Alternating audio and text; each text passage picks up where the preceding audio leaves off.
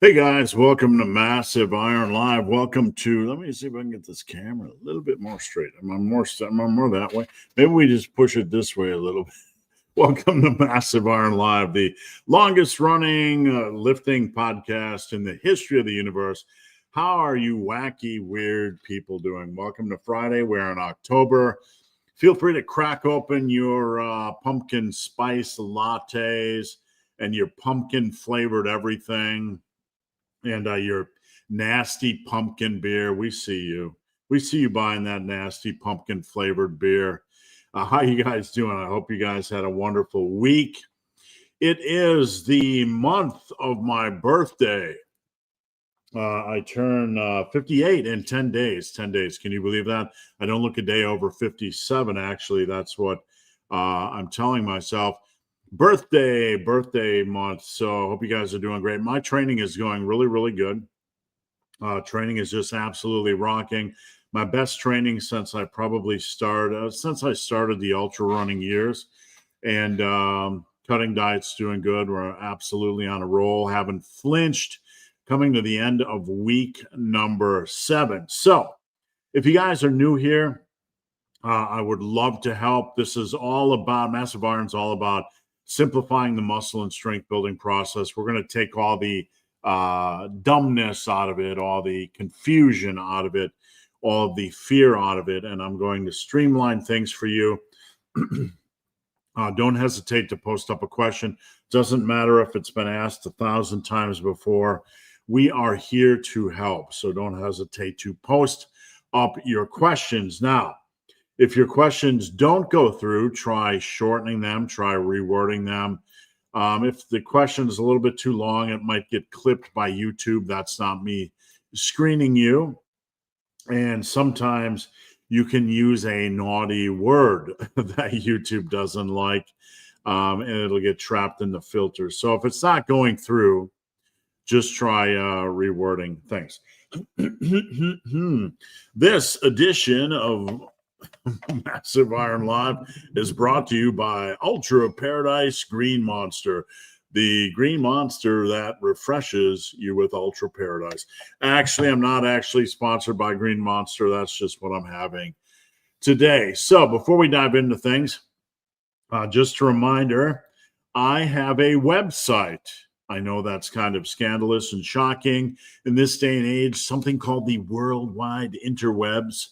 I have a website, superlivingtoday.com. And if you are interested in help, coaching is what I do for a living. I take coaching very seriously. I'm not just a check-in once a week guy. You can go over here to check in, or you can go over here and check out coaching if you want more information. If you would like a custom workout, one of my most popular services outside of coaching, you can go over here and just search custom or search workouts or services. Search the service tab, search custom. It's only $39 and it is not cookie cutter. All right. Let's see what we're going on. You all survived the Dr. Mike PhD week. I hope you all survived it. What else do we have going on? Waiting for the reaction to Dr. Mike's PhD. I'm not going to react. I don't have any need to react. You guys can react. You don't need my feedback. I did see an interesting take right before I hopped on the old YouTube, and that was somebody saying, let me phrase this properly. We haven't read the PhD, so how can we judge? So we have to give Dr. Mike the benefit of the doubt. And some of the comments were like, well, you haven't read it either. So what is the point? Basically, he was saying you haven't read the PhD. So, please hold back with your commentary. And, of course, this opens a logic puzzle. You haven't read the PhD either. So why are you commenting? So this is the way influencers go. Influencers will get on here and say, you haven't read the PhD, you haven't read the dissertation, so how dare you comment? And that's coming from an influencer that hasn't read the dissertation, that's commenting, telling you not to comment. Welcome to social media. where logic fails, right? Anyway, enough about Dr. Mike. Let's get into things. Good. Hey, Steve. Whoops. Sorry. I'm so used to the first comment saying good morning. Hey, Steve and Team Massive. How often should you change programs? You don't ever have to change programs. You got to get away from that mentality. You have to think about evolving programs. Get out of the changing programs mentality. So I'm not saying you can't try new programs.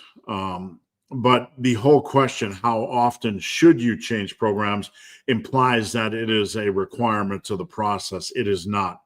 You do not have to change programs. It's not a requirement, not anything you need to do. So let's kind of compartmentalize this a little bit. How often do you need to change programs kind of hinges on the concept that we need to change programs to perpetuate gains, and you don't. So that's a non-issue. You don't need to change anything. The only thing you need to do is be smart in the gym, evolve your training based on reasonable likes and preferences. So with that said, trying new things is an integral part of the process.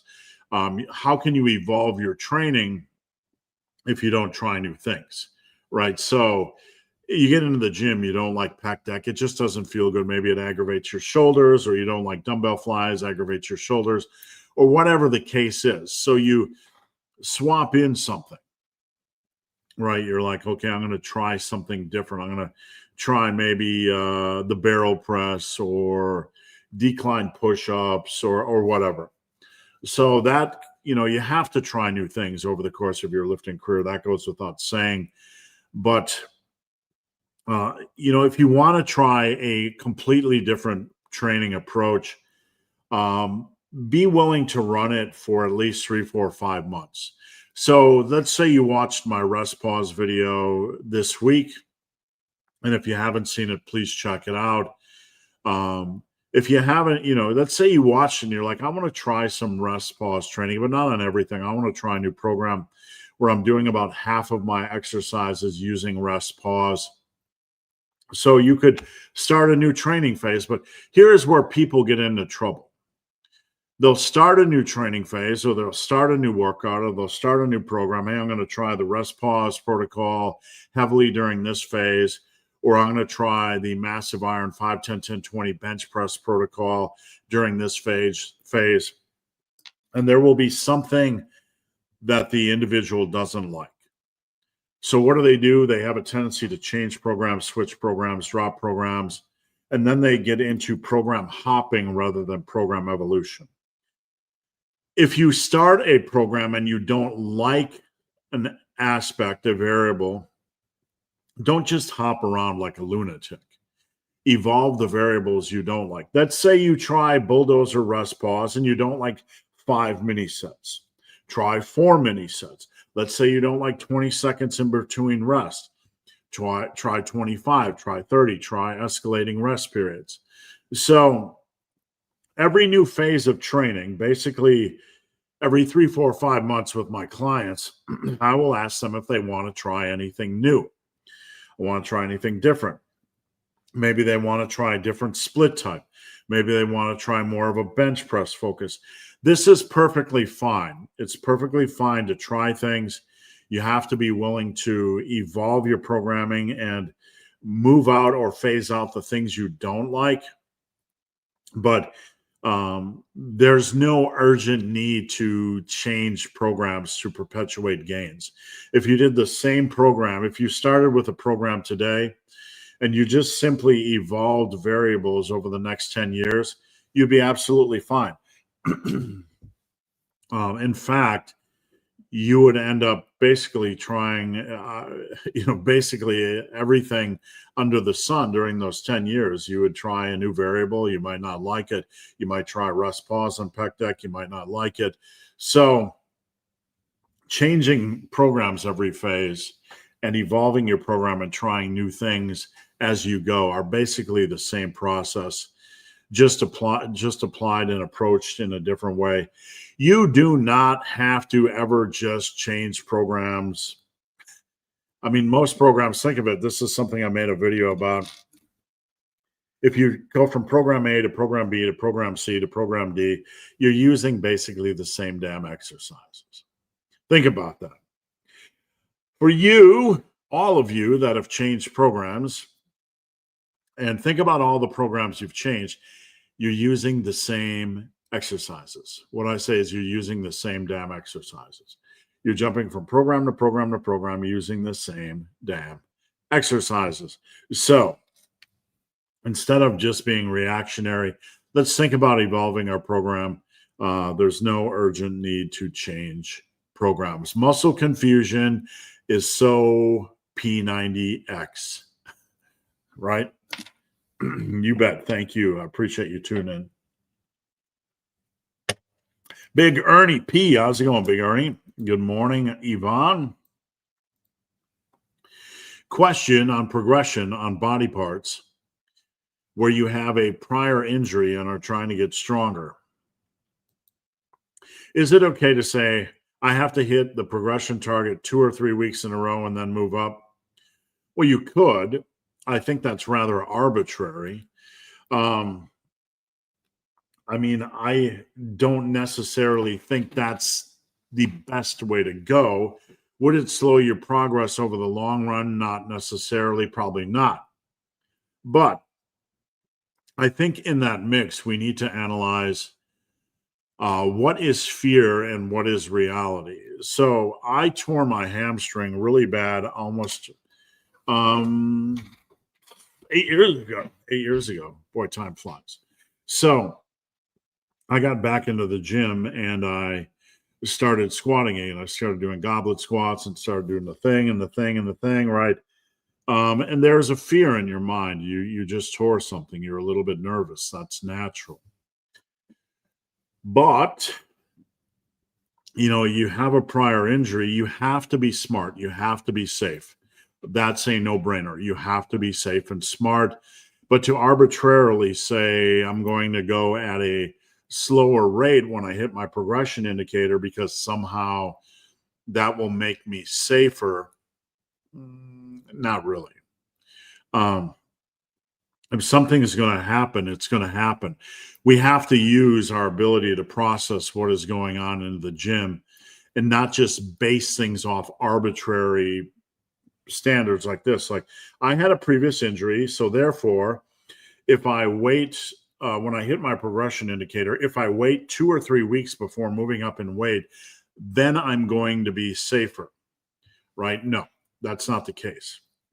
The case is more, I'm going to be safe and smart and use a selection of exercises that seem reasonable for me after this injury.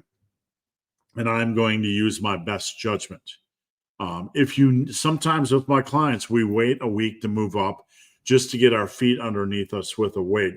But as a general rule or a general guideline, you know, the slower pace, it depends. Some of this depends on the nature of the injury too. Sometimes you need to go at a slower pace to recover from an injury. How long ago was the injury? What was the injury type? Was the injury just a random strain? So overall, just use your best judgment. There's no harm in doing this, but we have to really be cautious of doing arbitrary things. It's more important to listen to your body, to use common sense. And if you're uncertain, always land on the side of caution. I'm not sure if that really helped. That was a lot of babbling, but I'm just trying to be honest and as realistic as possible. Ernie went on to say 3x5 deads. Week 1, you do 5x5, 7. Week 2, you could just keep the same way. If 7 feels good, I'm moving up, my man. I mean, you know, if depending on the nature of the injury, but if 7 feels good, I'm moving up. You know, what are we waiting for? You know, it depends on the injury. So I think that is kind of the key thing to focus on. Big Tim, good to see you, Big Tim. I have returned, Dad. Tim is one of my lifting sons. Nolan in early with the massive iron lifting story of the week. What shall we talk about? how hungry I am right now. I've been doing really good on my cup, but man, the last couple of days, I'm absolutely starving. I'm trying to think of what the lifting story might be. I've covered so many things.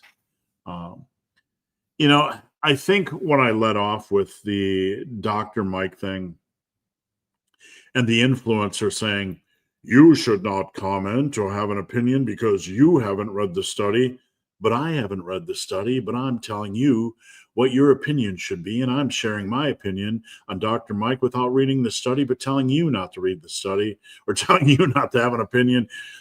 I think a lot of times, one of the interesting things about social media and comments and sharing your opinion, I'm all for sharing your opinion. Just let it rip. I'm not going to get offended by anybody's opinion. Share your opinion. Opinions, like if all of us share an opinion on Dr. Mike, if we don't get mad at each other, if we use it as a learning tool, what can I learn from this? Okay. Then it can be a very healthy thing. The fear of sharing opinions and the fear of somebody sharing an opinion that isn't as educated as somebody else is just elitist bullshit. Excuse my language. Share your opinion.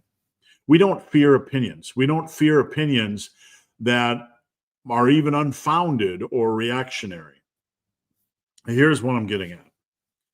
And this has a story to do with YouTube comments, right? As healthy individuals, we're trying to be as healthy as we can. We're trying to grow. We're trying to learn. We're trying to process. I am trying to process and learn. So in this situation, what I am doing is looking at all the opinions, and they help me form my opinion. They help educate me on the subject. Okay, I think this opinion's a little bit off base. That opinion's reactionary. That opinion is just name calling. So to think we can't get people to share opinions or not have opinions is just lunacy. People inherently have opinions. And with social media, they're going to inherently share their opinion. Again, that doesn't mean their opinion is intelligent or well thought out. Not all of us have time to just sit and read the dissertation, right? But again, I'm not going to get offended by somebody who doesn't like somebody or doesn't, somebody gives a bad taste in their mouth over something. If somebody goes on, social media and says, I'm a doctor, I'm an exercise scientist, I'm an exercise scientist, and then their PhD is a little bit sketchy, I think it's reasonable to say that a lot of people are going to have a bad taste in their mouth because of this. I'm going somewhere with this, so just hold on. And also, some people will blame it on the system. Some people will say it's the system's problem. That doesn't prevent us from putting forth our best effort. When I was an editor in the industry, and I was an editor and a writer for a long time, there was a lot of slop content. I could have easily slopped things out. But as an editor and a writer, I tried to do my very best to clean up everything. Now, when you are writing and editing, and I think Atlas Power Shrugged yesterday in his video made a very good point, you have a tendency to read what you think is there. So as an editor, one thing I found out, and this was before AI, so I couldn't just put it in AI and weed out all the issues. But as an editor, I found that a lot of times, even if you read things through 3 or 4 or 5 times, you're going to miss things because your brain is still going to read what you think is there. And so here's where all of this is going. I have been doing this for a long time, sharing my opinion on things, sharing my opinion right now, trying to guide you the best I can. And I receive a lot of comments, a lot of opinions on my opinions. Sometimes,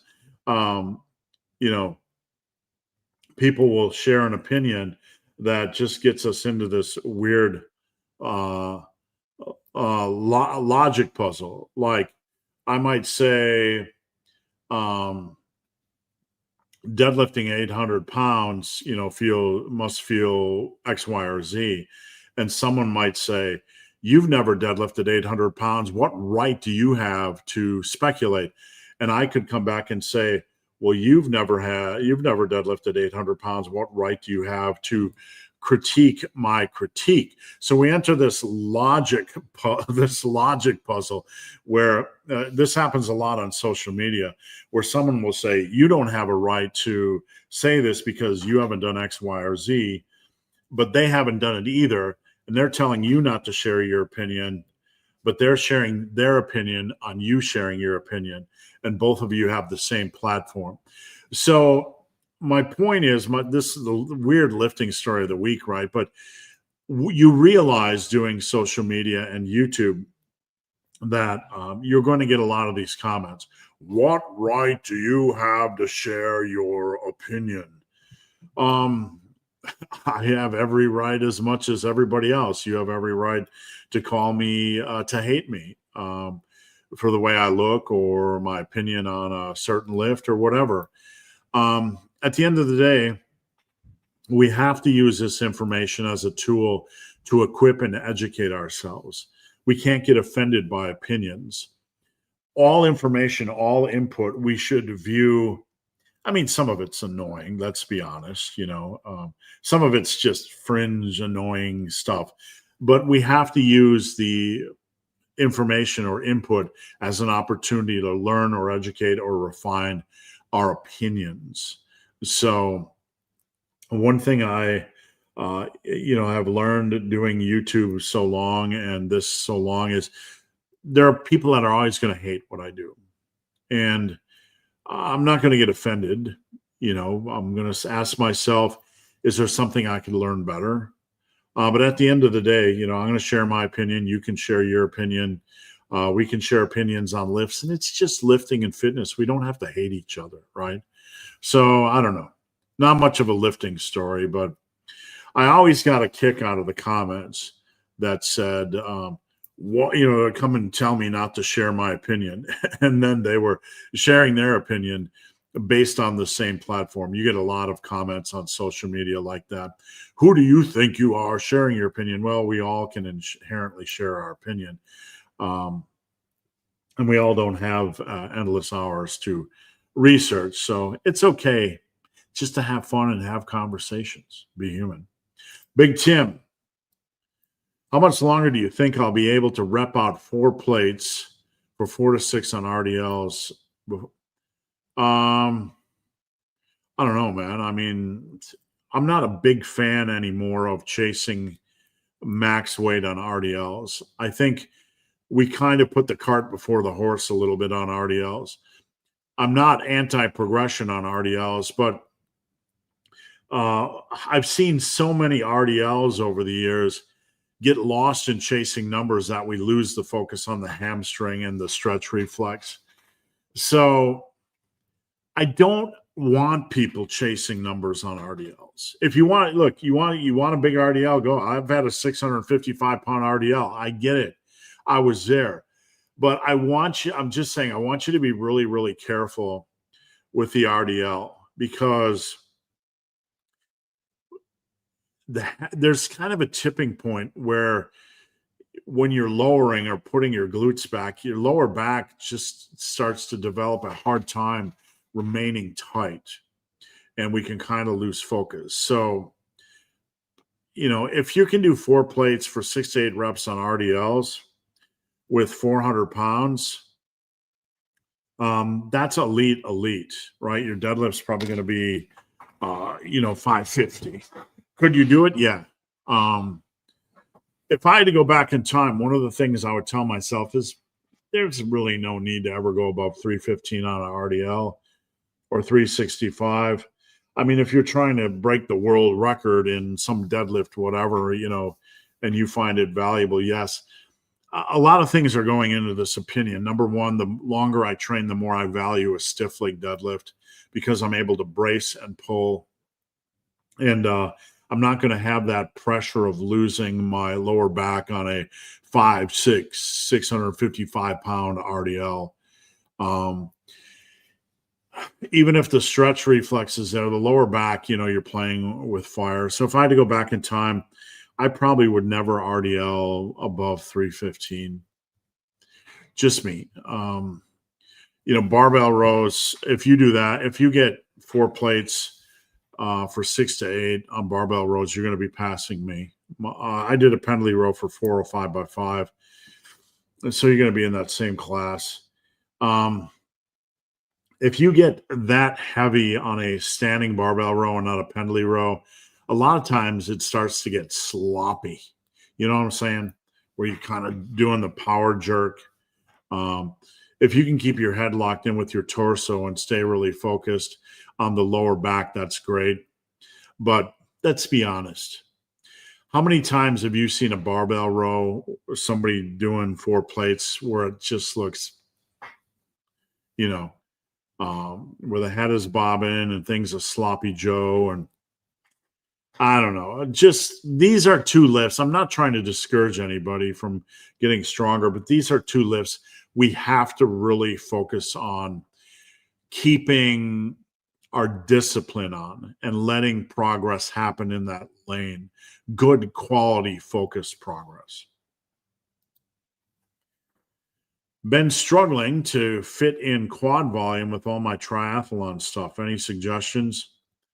If you have a interest outside of lifting like this that is very physically challenging, you're going to have to make some concessions. That's as simple as it gets. If you can't do your quad volume and you can't do your triathlon at the same time, there's no formula, right? There's nothing you can change. You just have to adjust during that season. You can't wave a magic wand and add an extra day into the week. So it's okay to reduce your quad volume during that season. Just focus on, getting in good work. I'd be curious to dig deeper because I'm able to do a lot of things and still recover and still get in my quad volume.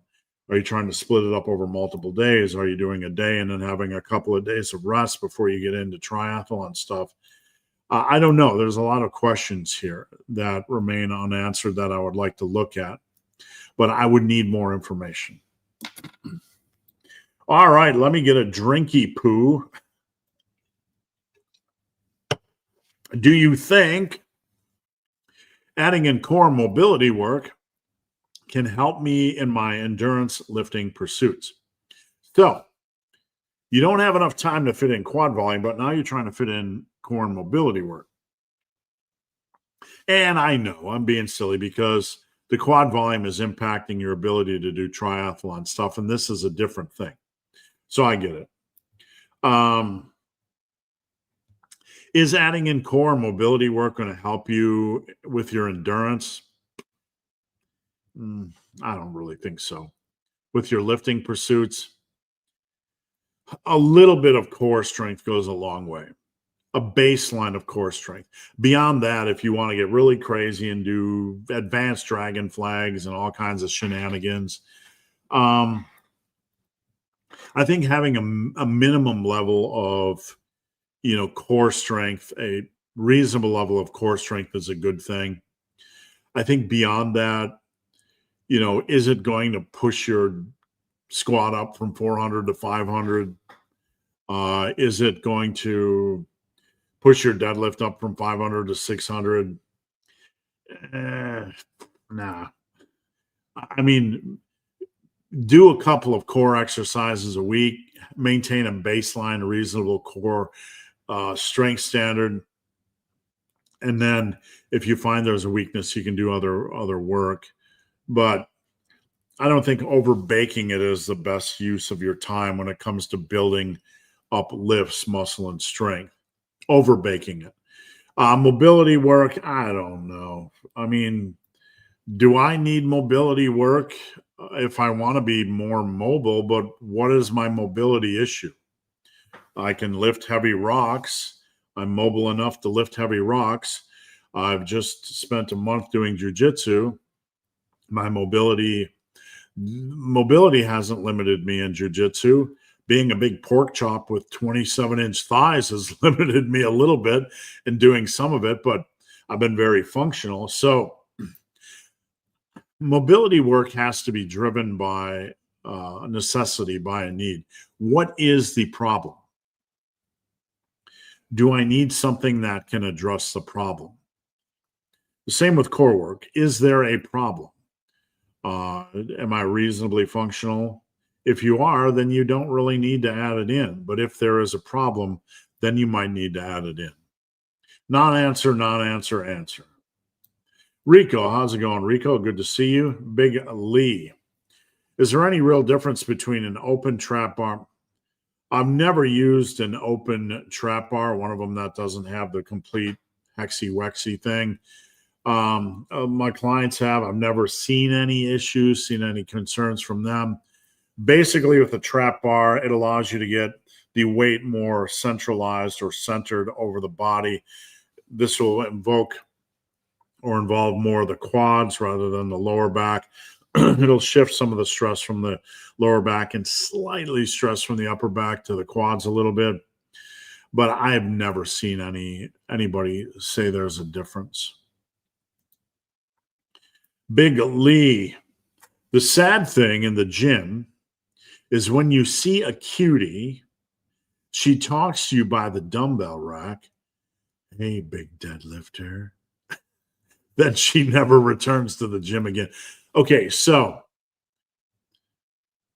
that's like going in the grocery store and you're going down the Cheez-It aisle and there's like 72 flavors of Cheez-Its. And they're like, hey, big deadlifter, would you like some Cheez-Its? Yes, I would. I would like some Cheez-Its. In this case, you would like to talk to the cutie by the dumbbell rack. But you can't eat all the flavors of Cheez-Its. Is this appropriate? It's not meant to be a double entendre. But you go into the store and there's 72 flavors of cookies, Cheez-Its, protein bars, whatever. 72 different frozen pizzas.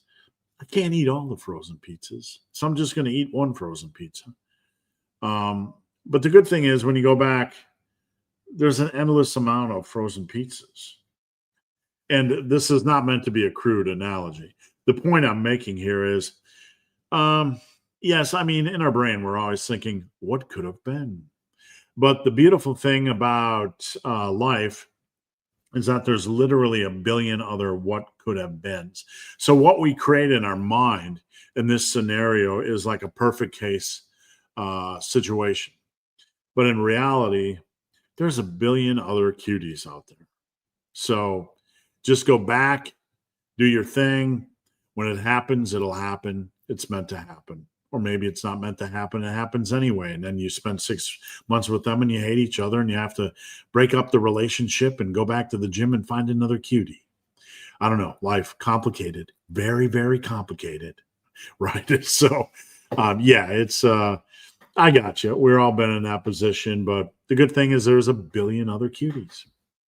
And you have the worldwide interwebs, this thing outside of this box. We kind of connect with digital stuff and we plug in the electricity and we plug in that worldwide interwebs. And we have basically connectivity to nearly everybody.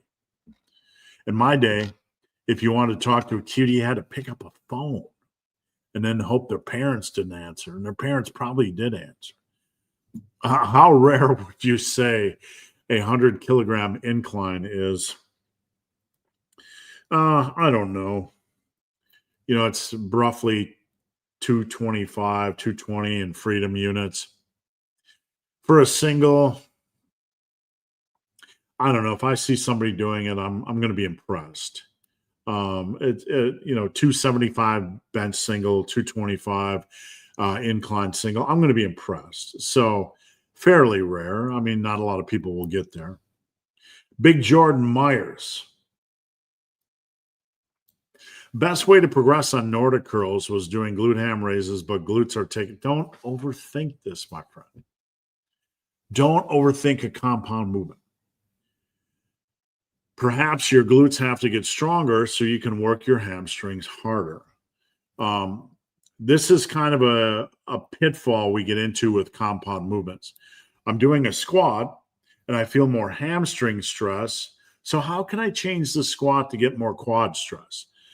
This is faulty logic, and let me explain on many levels, on several levels. So, when I squat, I almost always get hamstring soreness, but not quad soreness.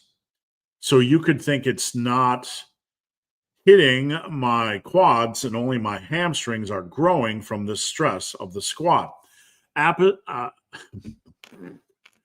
Actually, the opposite is the case for me. My hamstrings are my smaller, weaker body part, and my quads are growing like weeds from squats. What is going on here? The weaker muscle group in the compound movement is saying, hey, I'm weak. This isn't always the case, but we have to understand it's possibly the case that even though you can't feel the bigger muscle, doesn't mean it's not working hard. In fact, it could be doing the majority of the work. And the only reason you notice the minor muscle group is because it's not as strong as the major muscle group. This is why your lower back gets beat up during squats and deadlifts, because you have a lot of big movers, your quads, your hips, your glutes, all kinds of good stuff. And the lower back is kind of like the little guy, in the group, kind of lingering behind. So on Nordic curls, it's hard enough to do Nordic curls. Very few people can do Nordic curls. It's extremely rare. It's a lift a lot of people talk about, but very few people get to the point where they can absolutely crush Nordic curls, right?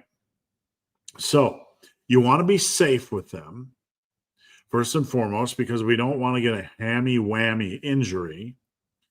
If I've used them with bands and all kinds of shenanigans, and tried them with different setups over the years. Don't worry about your glutes. Worry about just getting strength with the lift feeling natural and reasonable. And let it do what it's going to do. Okay? Let it do what it's going to do. Just put together a reasonable selection of exercises for each body part and let the body strengthen where the body needs to strengthen. Don't worry if it's getting your glutes more, or you're feeling it in your glutes more, or you're getting sore more in your glutes. You want to look in the mirror and you want to say, self, I'm building up my base. I don't care. I'm going to become proficient at these.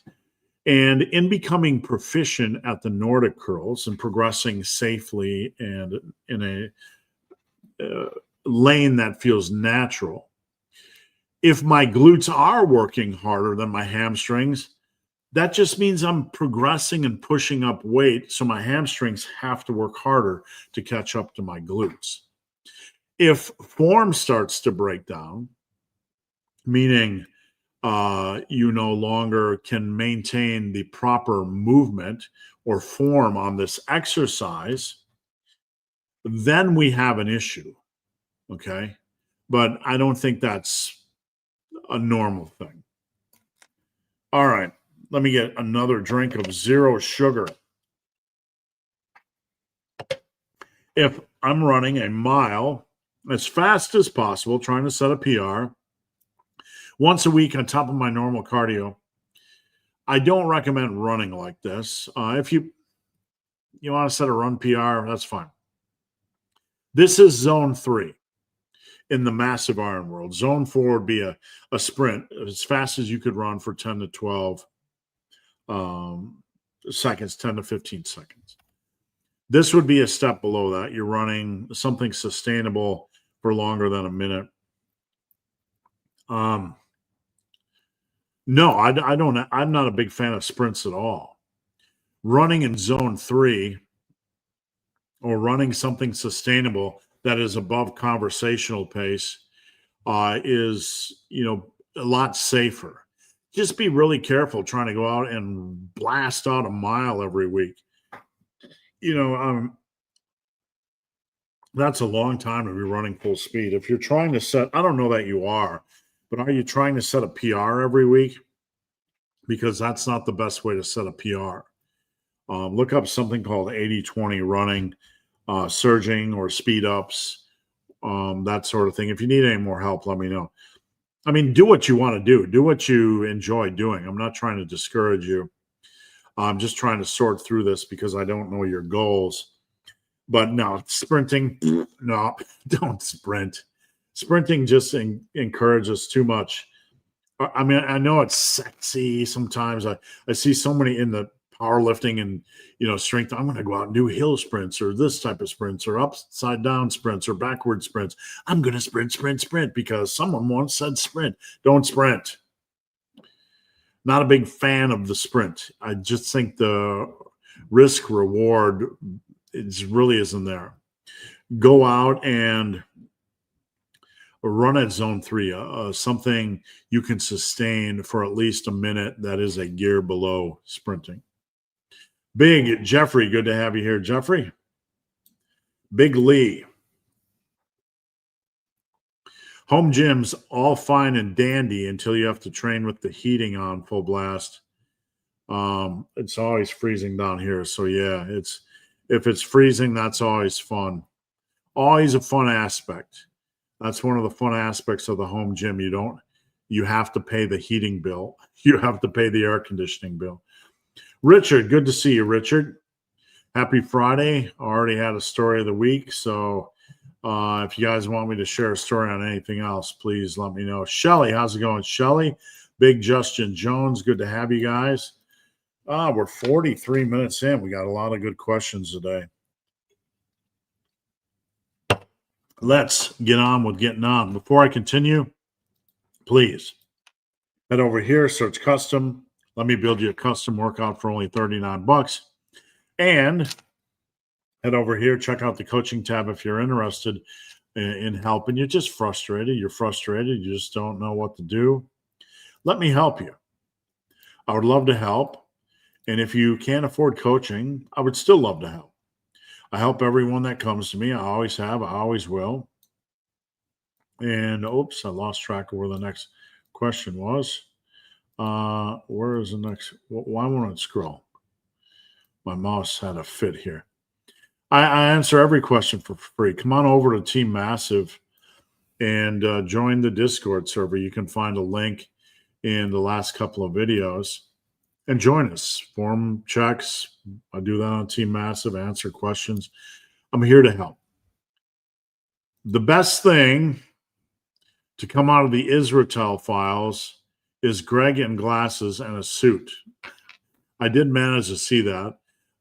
Greg's video. I watched about 30 seconds of it. So I did manage to see that. I saw a vertical leg press the other day. Do they get a bad rap? I've never seen them get a bad rap. There might be a couple people out there that don't like them. I don't find on average particularly fun to get into. I've certainly tried them over the years. I can get good value out of them. I don't know. They're all right. If you like it, you like it, right? Go for it. Big Paul, good morning. Balloon season is here in New Mexico. That is right. If you guys are not familiar with the balloon festival, is that what they call it? I lived in New Mexico for a couple of years. I know they have this big balloon thing, that big air balloon thing. So that is a big thing in New Mexico. Woodulus from Scotland.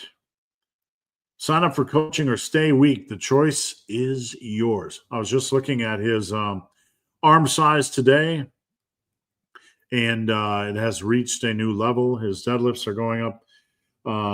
Bench is going up. Strength is going up. Size is going up. I've been working with this individual for quite a long time. And we went through a spell, I think, early on where it seemed like we were trying to find ways around a lot of injuries. And just a really good groove the last year and a half, maybe time flies, maybe it was 2 years. and just wonderful, wonderful strength progress.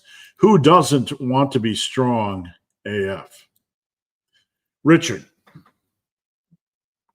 when we bench press with dumbbells instead of a barbell, do we need to make any adjustments? No. Just keep it natural. You don't want to flare your arms. You don't want to tuck. Just keep it natural and controlled. That's all you need to do. Natural controlled. That's all you need to do. The bench press and variations are very much overthought, but for basic base building and hypertrophy, I'm just about control and keeping it natural. Had to talk to my doctor about my Osgood-Schlatter problem. I'll explain what that is. I have to get an x-ray and see a bone specialist. I bet they're going to tell me I have Osgood-Schlatter disease. Ooh, he has a disease. He has a disease. Yes, I have a disease. I have a disease. Let me explain what Osgood-Schlatter is. Osgood-Schlatter. Okay. Let me get a good picture. Here's a good one. And I want to give you a picture because I have much experience with Osgood-Schlatter disease. Whoops, I'm looking at the wrong tab. Hold on. We're going to look at Osgood-Schlatter. It's nothing you need to, click away from. It's not anything gross. It's just really simple. Osgood-Schlatter is there's this little, you're going to get a bony protrusion below the knee. It generally happens in folks that are very, very active. I was a catcher in baseball for a long, long time, and I started to notice this about the age of 13. When you bump it, it hurts. It hurts with a capital ERT. But did it ever go away? No. Does it ever go away? No. Does it prevent me from squatting or doing anything? No. It just kind of hurts. So I'm not a doctor. I just play one. I don't even have a dissertation. But I have a lifetime. I have 42 years of experience with Osgood-Schlatter. You can get an x-ray and they can say, hey, you have Osgood-Schlatter. Please give us $1,000 for the x-ray. Do your research, my friend, because if you can see it, you probably have it. And it's not really going to go away, and it shouldn't prevent you from squatting or lunching. It's just, let's ask ChatGPT, because after all, ChatGPT has a better dissertation than a lot of doctors. Just jokes, people. I don't have anything against doctors. All right. Share screen. Beep, boop, bop. Osgood-Schlatter does the bumpy protrusion go away? And if any of you guys have it, drop a comment down below. Let me know what you think. And is there any reason to stop squatting? Boop, bop, beep. It's going to give you a generic paranoid answer, but let's just see what the bump, the bony lump below the kneecap is where the patellar tendon attaches. During growth, repeated stress at the attachment, the body responds by laying down some extra bone. We have bonus bone. It often lays as a permanent bump, often meaning for most people. It might shrink or smooth out, but in plenty of people, a visible or palpable lump remains into adulthood. Mine's still there. Yours will probably still be there. It doesn't completely go away. Pain is the main limiter. So if you squat without sharp pain, there's no reason to stop. It just doesn't feel great, but there's not a lot of risk for increased injury. The bump may never fully go away, but it often stops being symptomatic. Mine did very, very quickly. I mean, by college, when I got into heavy squatting, I didn't notice it anymore. Squats don't automatically need to stop, only if they aggravate the condition. You might need to regulate things a little bit.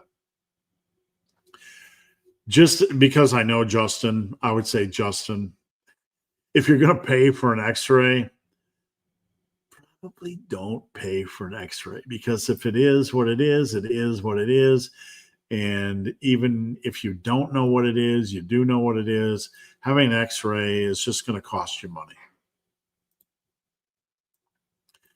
How much do you agree with this statement? You can do all the curls you want, but you need to do heavy pulls for big biceps. You need to get the upper body stronger.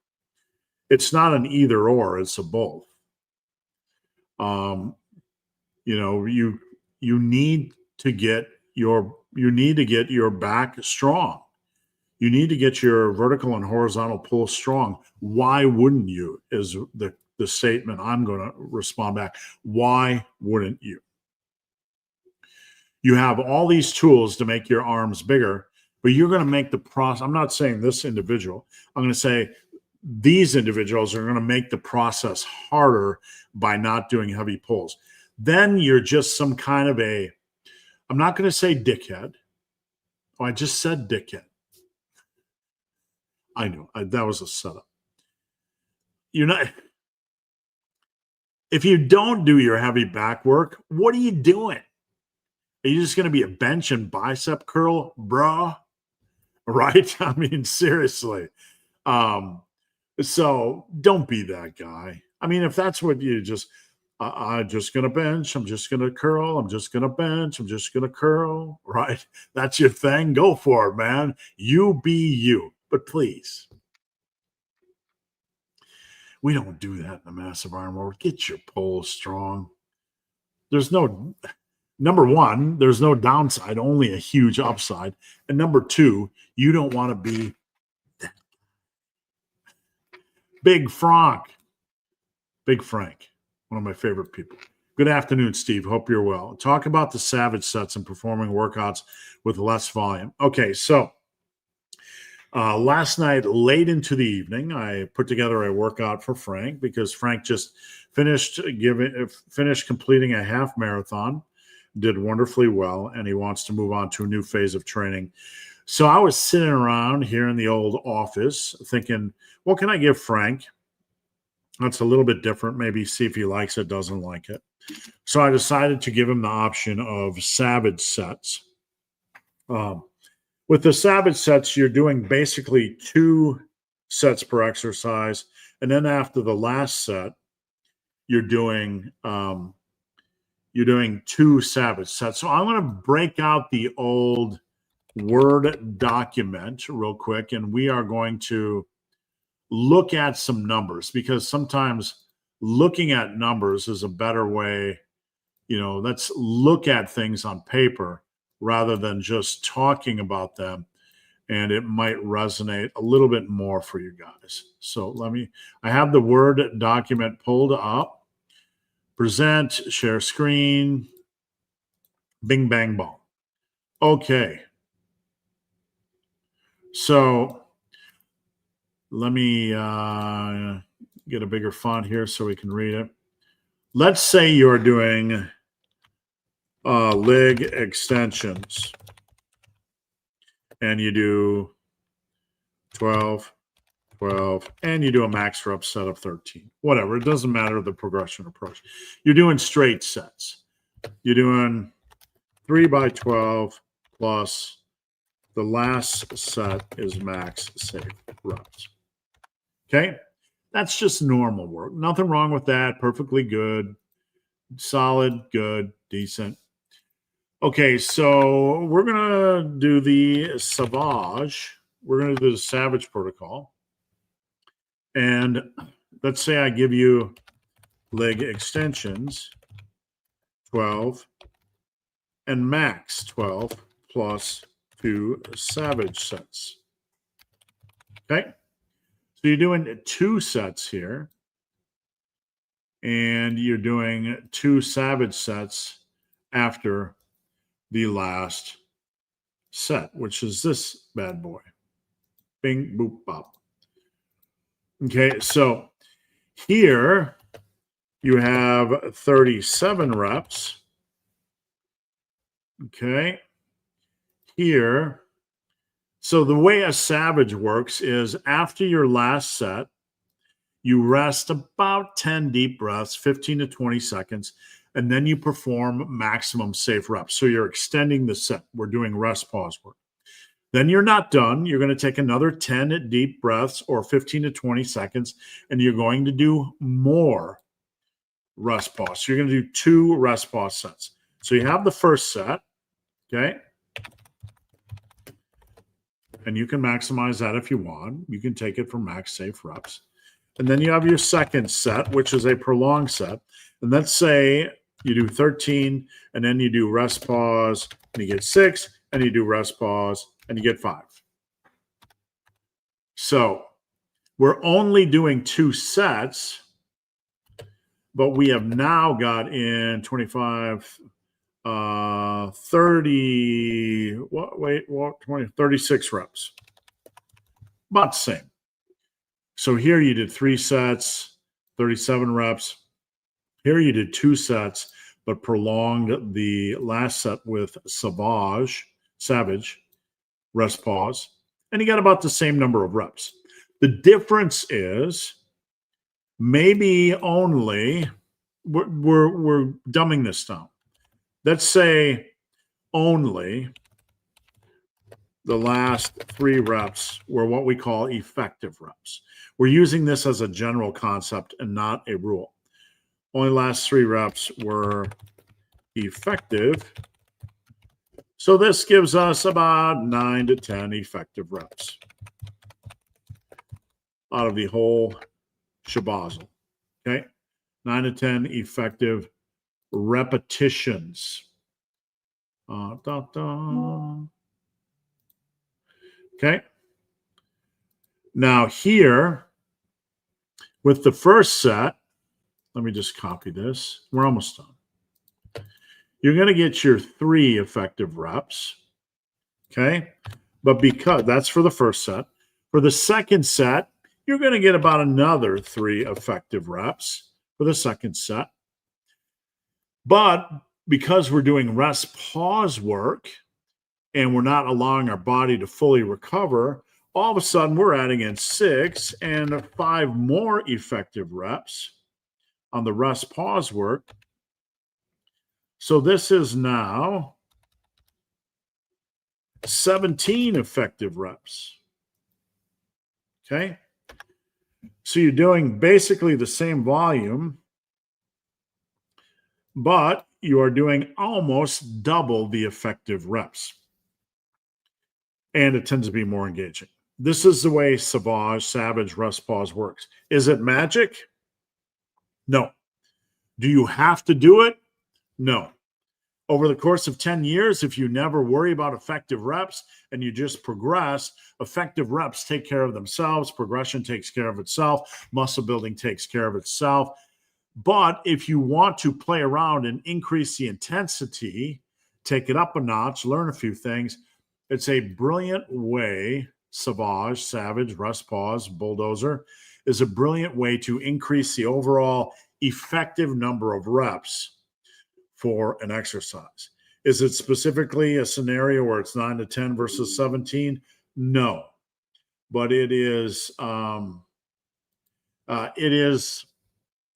higher with rest pause. Does that make sense? Let me know if you guys have any questions. Noah the Novice. Any rep schemes like the 5, 10, 10, you can use that for shoulders. You can use 4, 8, 8, 12. I would probably on the shoulders start with 4, 8, 8, 12 because the shoulders tend to have a little bit less, shoulder endurance. So just like to play after they got new equipment, they actually got a squat rack. What did I miss? Just like to play after they got new equipment, they actually got a squat rack free bench. I'm not sure if something didn't go through initially, so I apologize. Big Lee. I'm fine.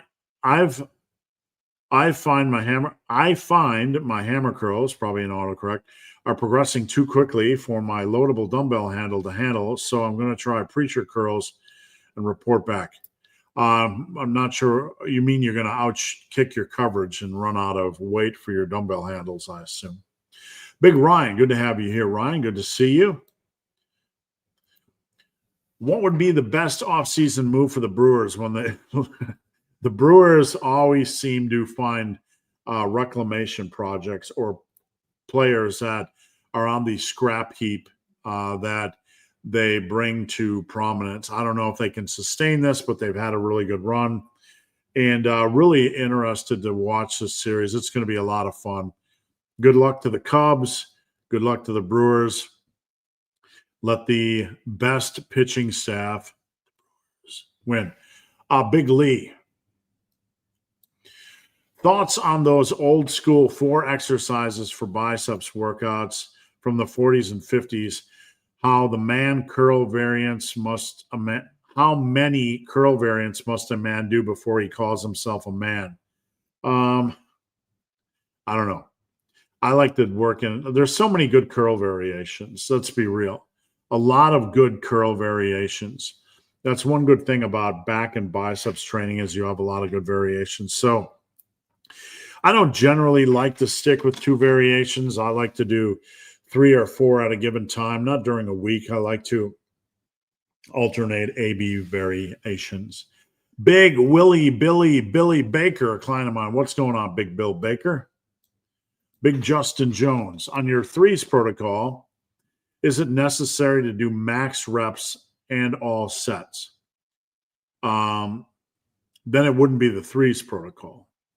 So the 3s protocol, you do your heaviest set first, and you're aiming to get somewhere around 7 to 8 reps. And if you do so, you move that up 5 pounds, and all the other reps, all the other sets after that move up 5 pounds as well. If you don't do this and you just do the last set for max reps, so you might do 220 on squats, 200 on squats, 180 on squats. So you're dropping weight 10% on the 3s protocol. You start with your heaviest set, something you can get 7 to 10 reps with. Drop weight 10%, you're doing max safe reps.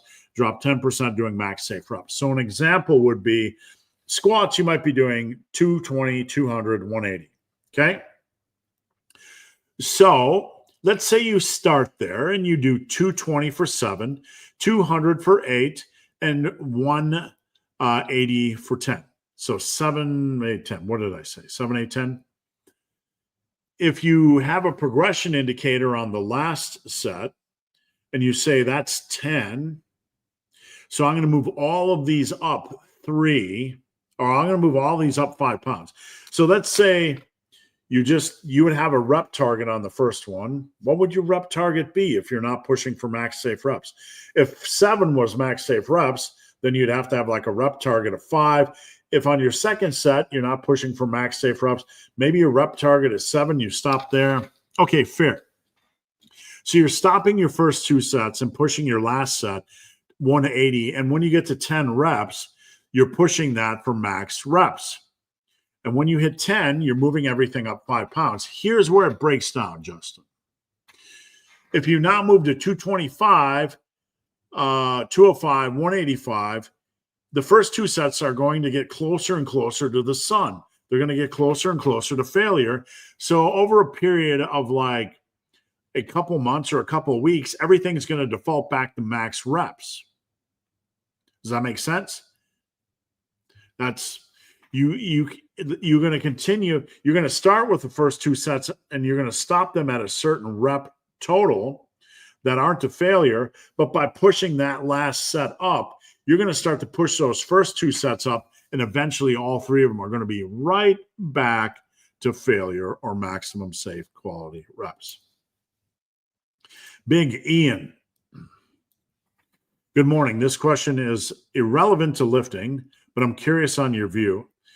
How someone can find what they should do with their life. There's a couple variables here, and we have to dissect this a little bit, and this is an important question for all of us. This is basically my question. How did I end up here? I went to school for mathematics and astrophysics, and I liked computer programming. I hated English. I liked reading books a lot. I like reading books. I like reading the books. I have a lot of books that I like reading. Look, there. Oops. Uh, there's one on black holes. This one's Dead Silence about space. Let's see. Over here is natural bodybuilding. More books, all kinds of books. I like reading the books. I like writing the books. I didn't like English. I didn't like the subject of English. Can you conjugate this verb? No, thank you very much. I don't want to conjugate a verb. But I became an editor. I ended up editing over 10 million words and thousands of articles. All the articles on muscle and strength, all the early articles on muscle and strength, muscle and brawn, Tiger Fitness. You'll find a few errors in my dissertation because you're working for the man. You gotta get it out. You can't sit and edit things 22 times in a row and weed out every comma or period, right? But so this goes back to the question. I got laid off from my job as a machinist in 2005, and I started a website. And I just started writing. I started using my program background. I started getting into graphic design. And I had time. It was a hobby. I did it on the side. And I loved it. It's turned into everything in my life is because of that decision.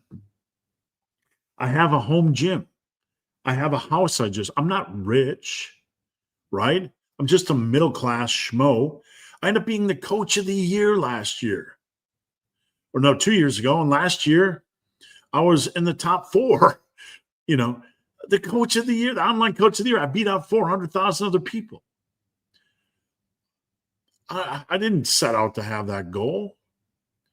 I didn't set out to, I'm going to get a super huge total in powerlifting. I just did all this because it's what I love. Now, you can't just immediately do what you love, unless you're lucky, do what you love and make a lot of money at it. You have to realize in life, you might have to bag groceries or pick up garbage or do crap you don't want while you're trying to spend time doing the things you do want. Okay? The one thing I will say is if doing the thing you don't want to do is taking you away from spending time in the things you do want to do, then you got a problem. Okay? So that's a problem you have to fix. But the good thing about crappy jobs is that they're a dime a dozen. Okay. And if you're proficient, you're not an idiot, you can get a decent wage,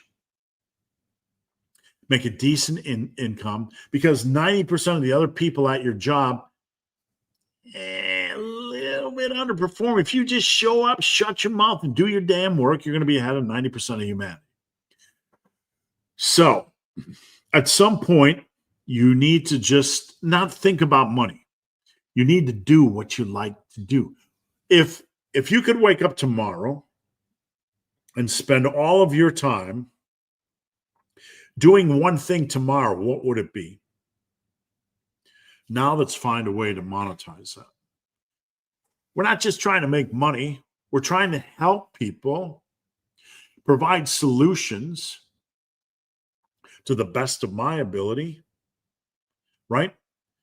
And in the meantime, if they find my information valuable, they buy my books, they buy my coaching, they buy my custom workouts.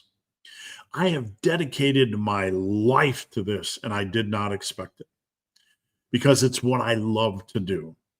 You don't have to turn everything you love to do into how can I immediately make money off of it?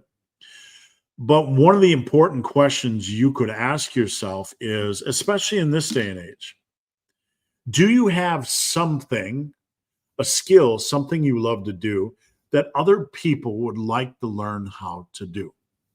Okay. Now, there's different levels of proficiency, and not being as proficient as Dr. Mike or Dr. Milo right? Just humor. Not everybody has the same specialty. Not everybody's a doctor. I'm not a doctor. I don't pretend to be a doctor. I'm just a guy who spent his entire life studying workouts. I stay in my lane. Okay. I don't pretend to be a mobility expert. I don't pretend that I have the highest school education. I will tell you I have a high real world education. And I have, because of all the articles I have edited and wrote and all the people I have worked with, I would say I have a pretty vast and broad knowledge base. And it is what it is. I'm not trying to define it. I'm not trying to quantify it. You guys can decide whether my base is valuable to you. But what I'm trying to say here is that there are different levels of teaching and skills.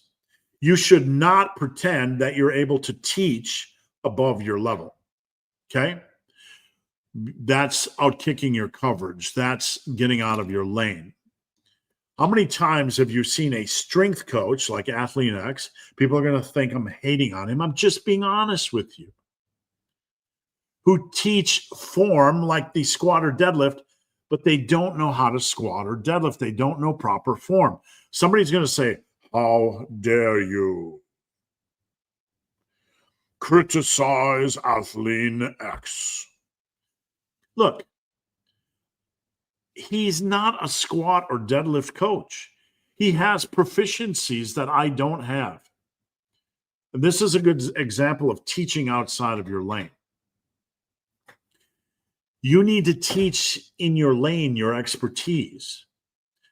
If you put Athlete X in a room with 99 prolific, experienced, highly experienced squat, strength, powerlifting coaches, they're all going to tell you he's number 100. He doesn't understand what he's trying to teach with those lifts, but there are things he does understand that he's very proficient at.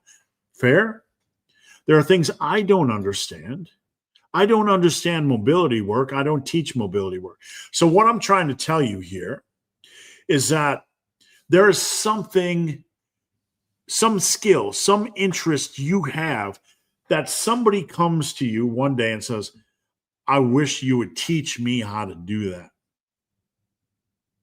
You can teach people how to do that on Instagram, on YouTube.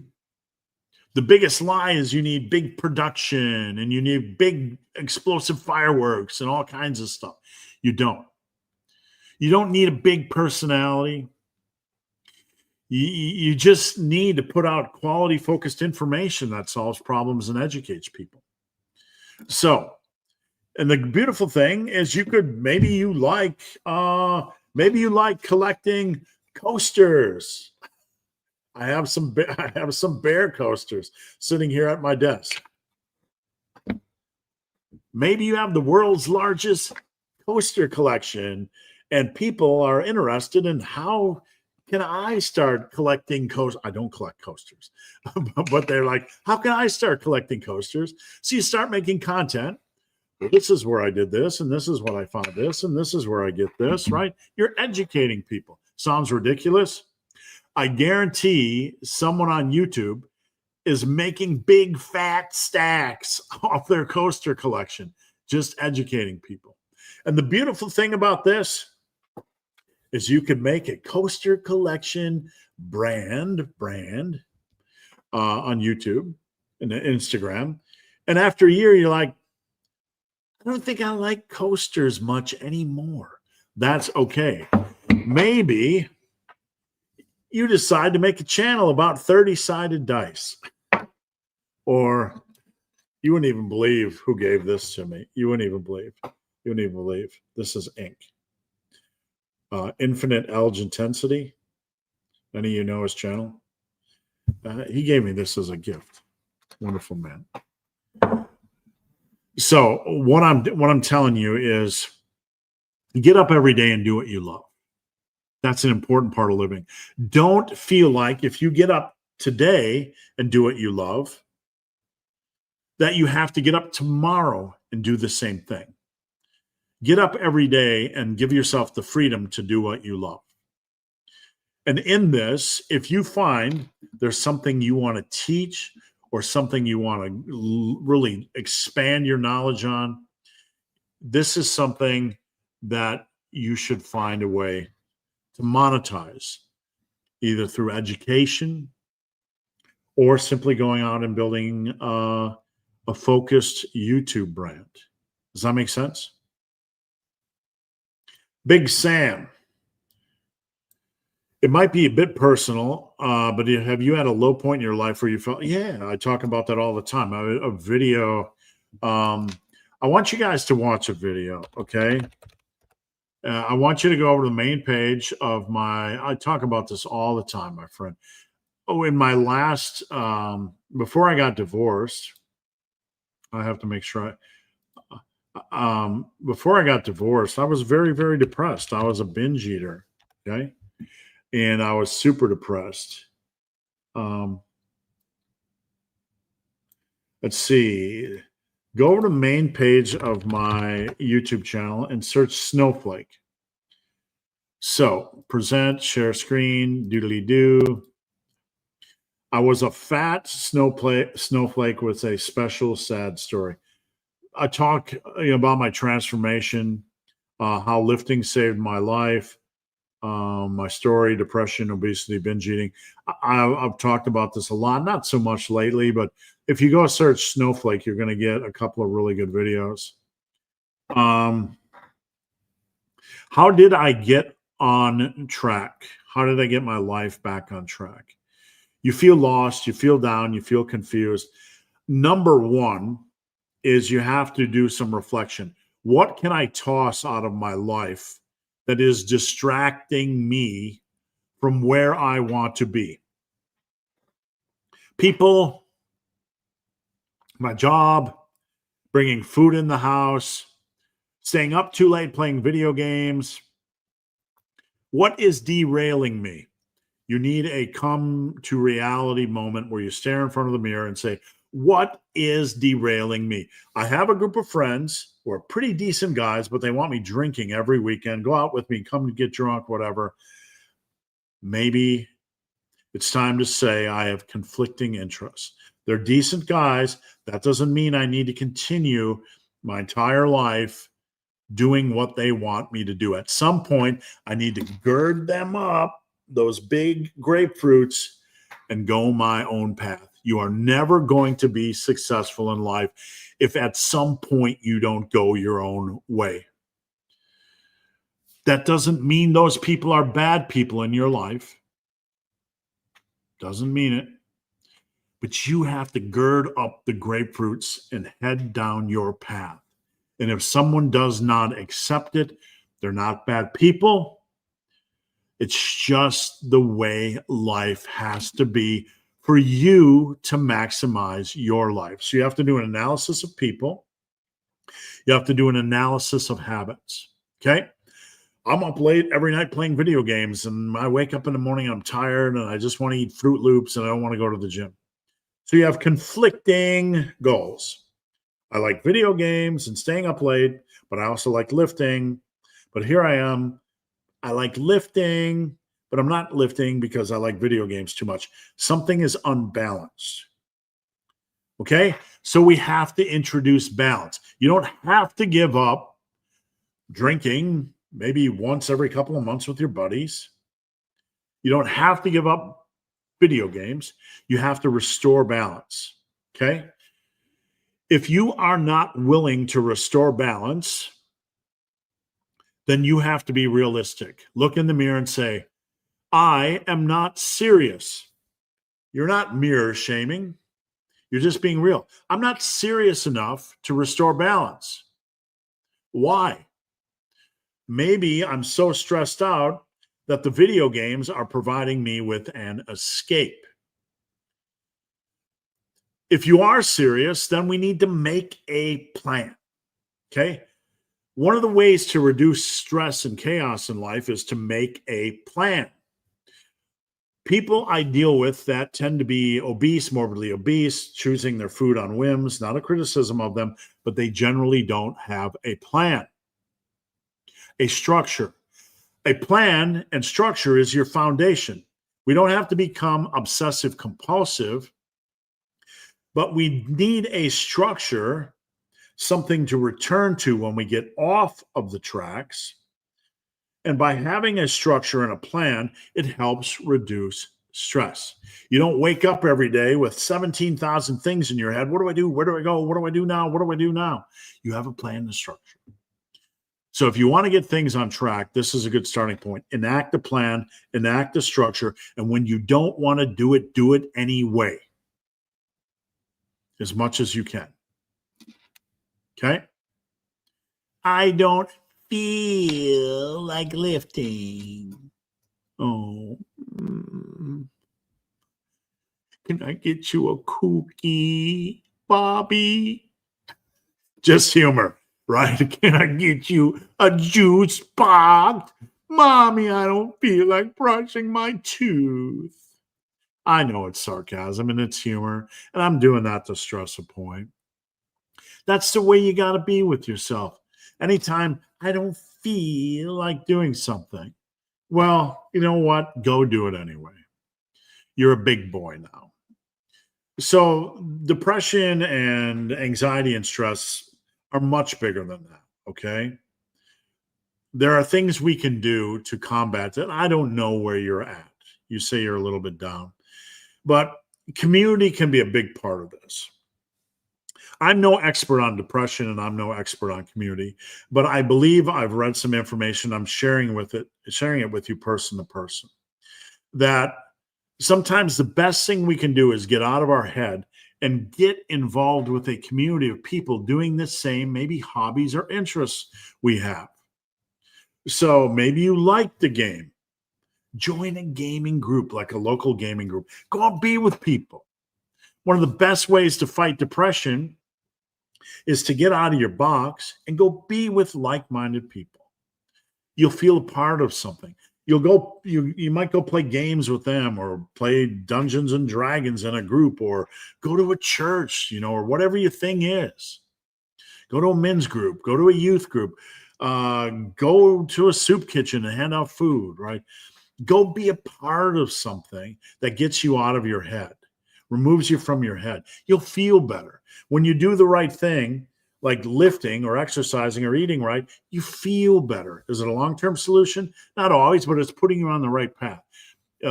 Being a part of something, a community, is a long-term solution? Not always, but it's putting you on the right path. And one of the things we can do to get out of our own heads, and I don't know where you're at, so I'm speaking in generalities, right, is stop thinking about me all the time. Poor me. Let's wallow in me. Let's just think about me. Let's think about all my problems. Think about other people. I want you to have like a servant mindset. What can I do today to make the lives of other people better? I'm not saying you have to get up and that's your whole focus, right? Maybe you're in your jam pants and your sliders and you haven't washed your cootie hair and you smell like a half can armpits, and you go over to Speedway or 7-Eleven or wherever to get a big Slurpee Glurpee, right? And you simply hold the door for an old lady that's walking. That makes you feel better. Being a servant. Maybe find some ways you can, keep that focus. Not on me, but how can I do something nice for somebody else today? Be proactive. Even getting involved with a charity, even on a minor level, or donating your time or becoming a big brother or something, right? So I'm not trying to solve the world's problems here, but you need a plan and structure in place. And depending on what you have going on, you might need to kick some things out of your life or maybe some people out of your life. You have to restore balance between goals. And if it's really extreme, try to get out of your head and try to stick to the plan and structure and try to do positive things, because positive things help us feel better. Don't waste your time. One of the biggest lies in life is that this time, the younger you are, the earlier you are in life, you'll start to believe that this lasts forever. I was just 29, my friend. I'll be 58 in 10 days. Old man talking stuff, right?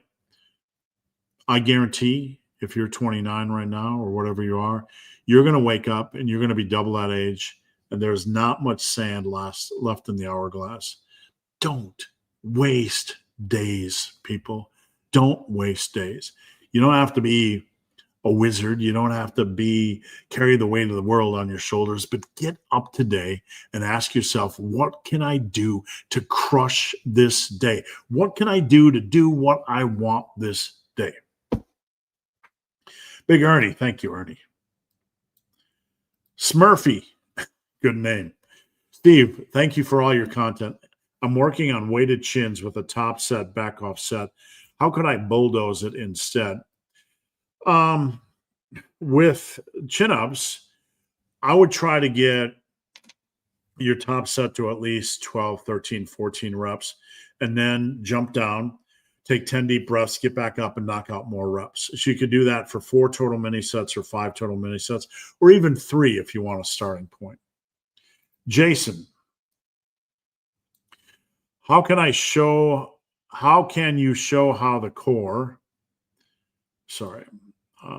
anything else will come? I don't know if he completed that, finished that. Big Sam, if your lower back cannot handle a lot of volume and you can choose between a deadlift or pendlay row for back mass, I would choose both. I would just reduce the volume on each. Or I would do deadlift 1 week, pendlay row the next. You don't have to floor deadlift every week. Deadlift is one of the exercises you can do every other week and be fine. Those are the 2 options I would do. I would do them every other week, or I would reduce the volume on each. Maybe just ramp up to a top set on deads and then drop the weight and do a couple sets on pendlay rows. Done. 3 sets, right? Ramp up to a top set on deads, 5, 6 reps, drop the weight, do a couple sets of pendlays, you're done. Big Lee, your point on errors and proofreading is interesting versus famous authors who write for a living. Some of the books with errors end up becoming granted in this digital age. Yeah, I mean, as an editor, just as it's human nature, editor aside, that we tend to read what we think is going to be there, and our brain can just get in a groove that we miss the errors. Like if I misspell a word, like if you misspelled your point and you just put P-O-N-T, pont, and I saw that, I would read that as your point on errors. And I may or may not stop to fix it, but the brain will fill in the gaps. So that's one of the hardest things when you're an editor. Big Charles, I have been doing the 70s powerlifting program on Boost Camp. My question is about the behind the neck press. I haven't been doing them, but the program, would you replace them? It depends on whether you have the mobility and the setup to be able to do the lift. You need the seat mostly upright, and you need to be able to bring the bar down to at least about the lower ear level. If you can go below that and you want to go below that, you can. But it is a good exercise. It is worth trying. If you do it, just go very, very moderately and mild. Get a video. If you can, share it with me. I'd love to take a look. Big Lee. Ebook may not be worth anything on the resale market, but if in living, maybe a spelling error or odd programming suggestion may increase the program's value financially, like Mensor's work costing blah, blah, blah. I've seen a lot of ebooks over the years that weren't put together the greatest. They maybe didn't have an eye for graphic design, or maybe didn't have an eye for editing, but they had good information. Any value in doing reverse curls? I don't like reverse curls. If you like reverse curls, do them. I have a couple clients do them. I don't personally like them because when I'm doing this, I feel more stress on my wrist than my biceps. With that said, if you like doing them, do them. It's highly personal. If you're able to maintain stress on your bicepticons and do a reverse curl, then do them. Um, I would probably do them every other week. I probably would leave in plenty of room for regular, more conventional work. If you can dumbbell shoulder press 75 pounds per hand for 6, how long should it take? 10 years, 5 years, 3 years, 2 years? There's no magic number. I mean, if you can get to 75s, you'll probably be able to get to 90s, but it could take a couple of years. You have established that you're able to build strength. So how many people go from 75s to 100s? I think it's harder to go from 30s to 75s than it is from 75s to 90s. I'll just leave it at that. Had to delete and restate. Went to Planet Fitness this week, and they actually had a squat, bench, deadlift area. Wow. I've never seen that before. So if anybody is at one of those and gets a picture, I'd love to take a look. So who knows? Copies of Greg's cookbook, which burger is spelt burger. Yeah, you're right. Michael, happy Friday. Thanks for joining in, Michael, one of my favorite people on earth. All my clients are, for the record. Michael's my favorite German. Hope you're bulking, but when you're bulking, but catch a cold and you have to take a few days off. When I'm sick, I eat based on how I feel. So a couple of days aren't going to ruin anything.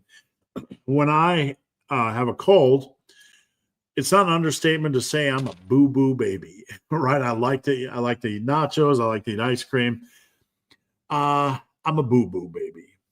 So when you're sick, mentally or physically, just go with it. I don't care if you go over calories. A couple of days, even over 1,000 each day, not going to make a difference in the long run. If you don't feel like eating, don't eat. Just adjust after the cold is done. Big Mark Estrabio, Conjugate Cartel. Please go over and follow his YouTube channel. What's up, massive family? Hope everyone's doing well. When it comes to sloppy lifting, where do you think is the end point? I think you have to learn to be strict and focused first, so you don't beat up your joints. And then once you have mastered focus, then if you want to learn how to incorporate a few extra bonus English reps on a seated cable row or a curl, you can. So first master the basics. So then you have an understanding, if you do use English or slop, how to use it properly, not just to move weight through space. I have a structure called massive curls where I do strict reps and then I do 4 cheat reps afterwards. But the cheat reps still have the biceps focus. Oh, got that one already. Big PD. Why do you think 1 kilogram per month is the most suitable? Why not more or less? The biggest thing is we're trying to sustain we're trying to balance things. So we're talking about a bulk, gaining about 1 kilo to 2.5 pounds a month. I use a kilo because I have a lot of clients outside of the States and that resonates well. So there is a balance here. We want to look at building in blocks of a year, okay? So if you go too aggressively, you're going to spend more time in a cut. This is a given. So we have the pillar in place with a bulk. We don't want to go too aggressively, or we spend 50, 40, 30% of our year in a cut and only 60, 50, 70% of a year in a bulk. So we want to maximize the bulk, okay? We also have to balance that with running too thin, too close to the wire. If you were a novice and you said, I'm going to gain 50 pounds in 5 years, That is not realistic for nearly everybody but that one weirdo. Um, let's make it 60 pounds. So it's a pound a month. I'm going to gain 60 pounds in 5 years. That requires a tight and extreme focus for a long period of time and not a lot of variance. Okay. It's a very fine line. It's a tightrope. You have to be super tight and super strict and super consistent. And how many people want to live in that world? Okay. So we have established that you don't want to overbulk because you spend too much time in a cut. Going too fine is not realistic or sustainable. Plus, we know from experience that generally the more food you tend to eat, the better your recovery is, and the better you tend to feel, the better your strength tends to progress more naturally. So, given this, that food is kind of magical for recovery and strength progress, we are not after strength for the sake of strength, but we want to facilitate strength progress while minimizing the time we are in a cut. So this is the leveling point or balancing point we get to with the 1 kilo per month. You can fine line it, and for some people, they'll be able to get strength, but the question is, are they really maximizing muscle? So some of it is just personal experience. If you are going to maximize muscle over 5 years, you probably want to be in a bulk 80% of that time. Okay, that doesn't mean you need to be in a cut. You could be in maintenance, whatever. But you probably, 5 years is 60 months, and 80% of that is going to be about 48 to 50 months. So 48 to 50 months out of 60 months in a bulk, that's wonderful. That's going to be a big door, okay? We have to balance that window and allow for a little bit of leeway and minimize cutting. It just mathematically works out well. It limits the fat bulks. It's good because we're pushing the food intake to a reasonable degree that allows us to sustain a bulk for at least 80% of the year, right? And if we can sustain a bulk for 80% of the year, we're going to put ourselves in a position where we're maximizing food intake, and it feels better to eat a little bit more. If you want to ride the fine line, you just have to know the downsides. The people that I've talked to that made some of their best progress were doing so in a very comfortable lane of calorie surplus. We just have to temper that so we're not getting fat, so we live in cut world. RDLs the next day after barbell rows. Forget science-based. Let's use common sense-based. There's no science that tells you what to do here. That's anybody that's science-based, that's framing their science and basing it on this decision, is being disingenuous. You have to use common sense. You can certainly do barbell rows the day after RDLs. Barbell rows will tend to place some stress on your lower back, but depending on the individual, it's going to be fine. So if you want to work your hamstrings the day before back, you can do that. If you're running full body 4 or 5 days a week, you can do this as long as it's working for you. These aren't muscle groups or lifts that are at war with each other, like trying to do bench press the day after dips. You might have some minor lower back irritation, and therefore, if you do, you might not want to do barbell rows after RDLs. That's the real world application. If I have time on my junk day to do a longer cardio session, do you see benefit for it over 50? Yeah. If you like to do it, do it. Movement is always good. It allows you to eat a little bit more food. And intensity is up to you. You might want to do steady state. You might want to do interval training. Do what you want to do. When it comes to cardio, my biggest advice is do what you want to do and do it for as long as you want to do it. That's as simple as it gets. Big Paladin. Rank cable flies, dumbbell flies, and machine flies as a finisher.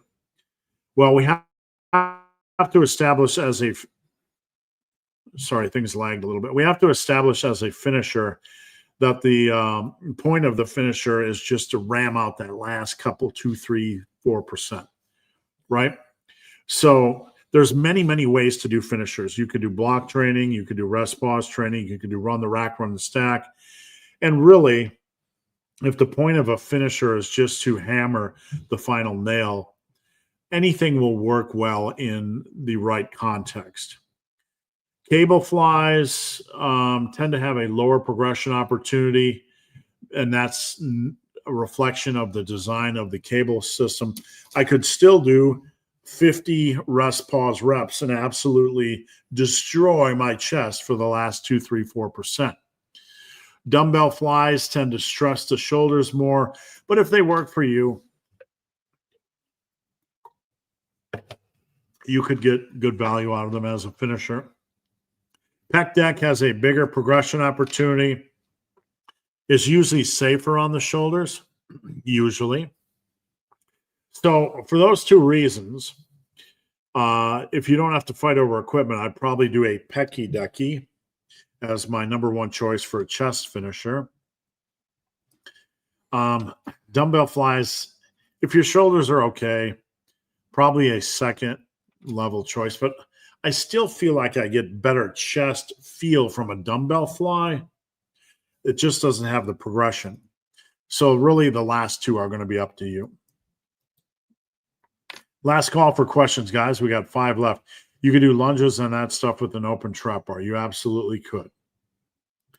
In your recent video, you said you had the best gains from running Bulldozer for a year.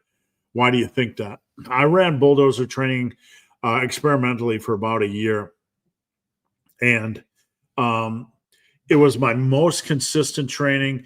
It was overall it felt like my most effective training. When somebody on the internet says, I tried this and it was very effective, if you peel back that onion, you probably find that they only ran it for a couple weeks or a month. If you run something for a year, the soreness was much better. My joints and recovery felt much better. My progression was much more smooth. All good things. So my progression was more equal. My soreness was more intense. I had to do actually less work, but it was harder work for the time I was doing. And my joints felt better. So all of those factors, it really worked well for me. I have Osgood Slaughters, and it means all it means is I hurt if you bump the cat. Right. When you bump it, it hurts. And basically, it is kind of a suck it up thing. Does the bar need to be touching the chest? No, that's completely arbitrary. The bar does not need to touch the chest during a lat pull down. The only thing you need during a lat pull down is that, number one, I'm going to hit on Dr. Mike a little bit, because when he does a lat pull down, his torso moves back like 3 feet, and then he pulls with his elbows. Triggers me. Dr. Mike doesn't trigger me. The way he does lat pull downs triggers me as a coach. So you want to think about driving your elbows down, and then if your torso moves as a response to that, that's fine. But we lead with the elbows down, driving the elbows kind of in the direction of our hips, okay? So you want to make, outside of that, you want good speed generation. You want focus power. You don't want to be like, right, going ridiculous. You want focus power generation. When you notice this speed slow down that rep, but you can still lock it out, that's form failure or technical failure. And at that point you are, you can do a couple of cheat reps if you want, but basically that's when I stop counting reps. X-ray is free. Well, you can take the X-ray. You're going to waste your time, but it's just going to tell you have Osgood Slaughters. I have Osgood Slaughter as well. I also have bursitis in my knee. I play hockey multiple times a week. I'm just a curl bra, whatever works for you, man. if my new gym doesn't have a hack squat, yeah, it's a great replacement. 100% quality exercise. All right. I get all my core and ab work from compound movements. I've got 2 sets of abs showing most times. Should you bother? No, you don't have to do direct arm or ab work. I don't. You can if you want, but it's perfectly fine. Perfectly fine. Do it if you like to do it. How do you diagnose a volume problem? Too much. You have to. Is it costing you too much? If it doesn't, I made a video on how to determine whether you have junk volume. So go over to the main page of my YouTube and search junk volume. If you don't have a progression approach for a lift, it's probably junk volume. If you're not sticking to the progression approach, it's probably junk volume. If your reps are completely out of control and there's no focus, it's probably junk volume. If you're not evolving things, if you're not feeling like you need some recovery time, you might be a little bit on the junk volume side. Hack squat, RDL, calf raise for leg day. That's okay, but you don't have enough quad work. You need a little bit more quad work during the course of a week. You only have 3 sets for quads. And I don't know the schedule, but arguably you might need some leg curls or something for the hammy whammies. I don't wear a bucket because I'm grandfathered in. I guess that is no longer a thing. Karen yelled at me, and just as I put one on, I got smacked. I don't know what we're talking about. I'm lost. What's a bucket? Is that some kind of thing you guys? I don't have any idea what that is. What is a bucket? And just as I put one on, I got smacked by 200. You mean a cup? What are we talking about here? Cheat curls from beginning of a set. No, I would end up a set with a few cheats. Do your strict curls, and then when you're fatigued, do a couple cheaty weedies, like a mechanical drop set. Thoughts on this recent thing on Instagram and TikTok about training a muscle at a length when it has the most leverage? Just don't overthink this stuff. This is just way overthinking. It's just you're being handcuffed. You're being programmed to fear lifts, and that your lifts are inferior and efficient. Use a good selection of exercises that treat you well, that have a good progression opportunity. That's all you need. Is hack squat? No, we got that one already. Who is worse for the fitness industry, Jeff, Mike, or Greg? Who do you guys think is worse for the fitness industry? I don't. Greg is more. This is going to sound critical. Greg is more. I'm just going to be as neutral as I can, or fair as I can. Greg is more of a drama guy. He's more of an infotainment guy. You can get some nuggets of information out of him, but Greg likes to talk about the things he likes to talk about, like who's a fake natty and who's got an eating problem, and is the Rock sick? If that's your type of content, go for it. I'm not being condescending. Whether I like somebody doesn't mean you should like somebody. So Jeff speaks out of his lane too much. Okay. Jeff teaches things he's not an expert at. And sometimes, there are just things Jeff teaches, a lot of things he teaches that are wacky. He does encourage a lot of people to move. I don't know. Mike Israetel, I used to listen to him a lot.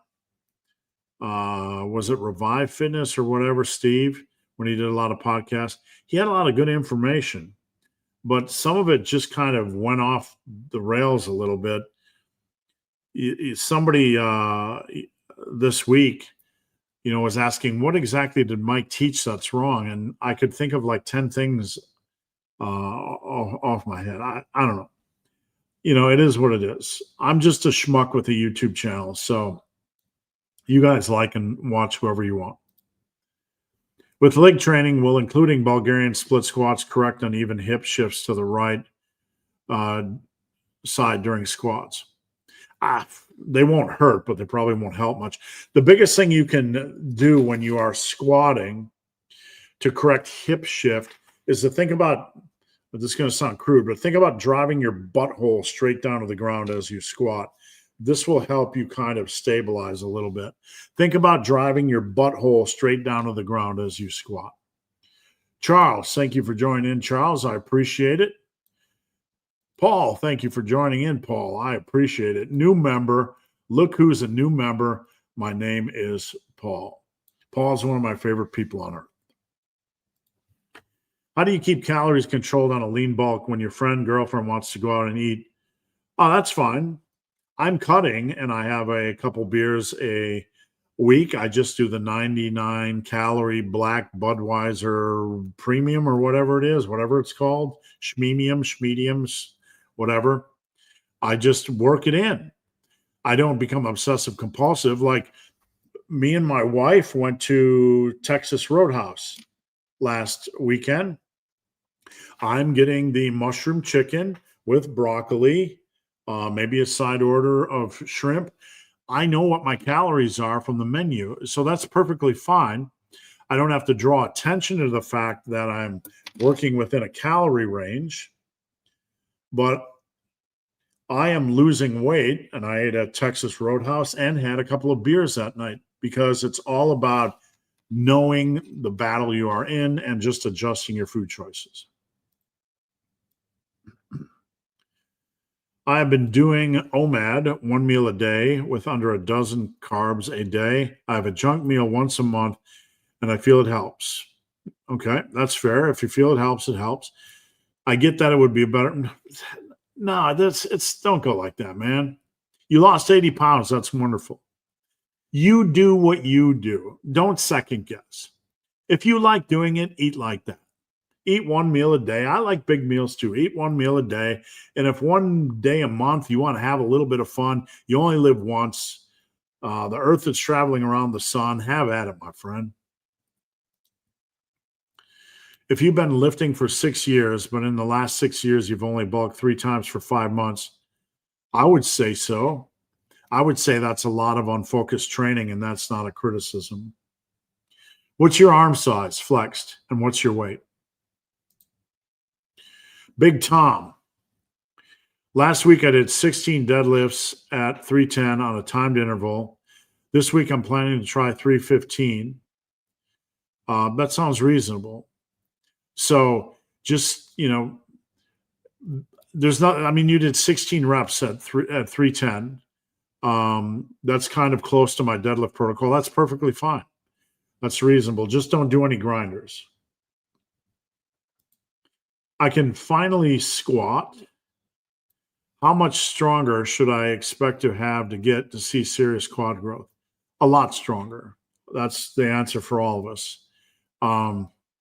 But, you can get to 315 for 3 sets of 10 or 275 for a lot of reps, and it's going to give you good quad size. So just focus on good form. If you really want quad size, maybe get away from the wide stance, low bar if you can. Everyone's different, so that's generic advice. But hockey, helmet, okay. I don't know anything about hockey, but I see you there. I got you. I understand. He was talking about wearing a bucket. I didn't have a clue what he was talking about. I thought he was talking about at first I thought he was a bike helmet. And then, I don't know, I was trying to figure it out. Hey, Steve, I trained 3 days of full body, and the goal is to get my conventional deadlift of 450 to 495. I don't have a meet or anything else, just a personal goal. Can you set up a program? 100%. Yeah, that's what I do, man. That's the nuts and bolts. Anybody that buys a custom workout for me, and you can head over to my website, superlivingtoday.com, and search custom. Anyone that buys a custom workout from me, I completely set it up. I'm going to give you something interesting, something that works with your equipment, and maybe like some sort of a 3-week periodization or cycle. Hey, Big Joe from Canada, good to see you. Obviously, if there's a price I'm willing to pay. Yeah, absolutely. My custom workouts are only $39. So I try to keep them super reasonable. Any connection to West Bend, Wisco? Yeah, I got friends there. I got family there. Absolutely. I got a couple of good friends there. I got some family members in West Bend. Absolutely. You bet. Thank you. And I think I just had another. What is the time frame you expect an average person? Most people never get there. So the average time expectancy is not being crude, but most people will never get there. You know, if they get there, generally, I don't know. The time frame can vary. Some people get there in 2 years, some people in 10 years. It's really, really hard to say. The skeletons, not sure what that is. No, I have not heard of that. All right, guys, that's it. I'm going to hang around a little bit, one more minute before we go to see if you have any more questions. Just a reminder, if you want a custom workout, head over to this thing called a website and search custom. If you want coaching, I will do everything I can to get it done with you. Let's get going. Let's get things moving.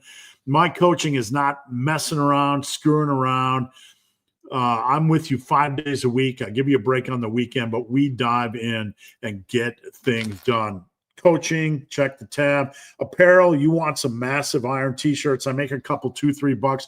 I have books. I have workout programs. I have the massive omnibus, which is about 1 million words and 1 billion ebooks. Check all that stuff out. Your support keeps me doing what I do, and I appreciate it. So go buy it. I even have gym bags. I have gym bags. Really cool gym bags. One of my favorite gym bags. I even have massive iron underwear if that's your fetish. All right. Thank you. Have a massive weekend. Thank you. Have you ever used a slingshot? Yeah, all the time. I've some of my videos with 150. I'll try to find that when I fire up the outro. And join the Discord community if you can. Thank you, guys. I've kept you on for 2 hours. Please come back. I appreciate it. We'll see you next time. It's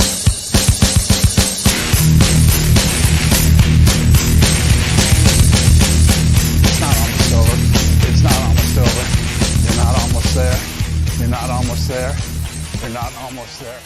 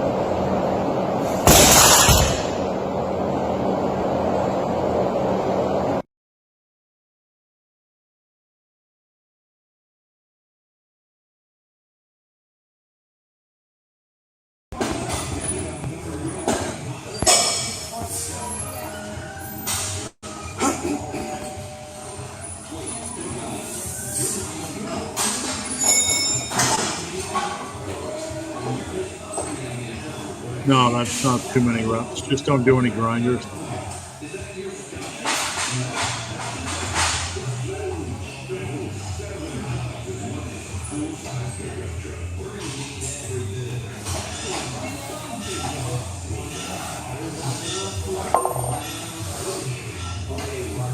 These are 160s, I believe. Motherfucker. I'll tell you, it feels insane moving.